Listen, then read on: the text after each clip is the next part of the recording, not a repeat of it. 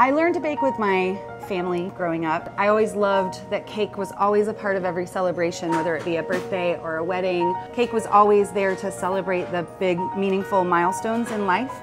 And that has always been a really important part of cake baking for me, to incorporate a tradition that adds meaning to life's celebrations. That's ultimately the highest goal, and if I slightly accomplish that here, I'm really happy.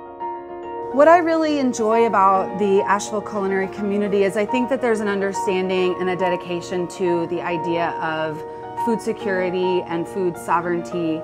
We have a connection to the food that we grow and that we eat, and that we teach the traditions of our various cultures through food and through how we prepare and eat and celebrate with food.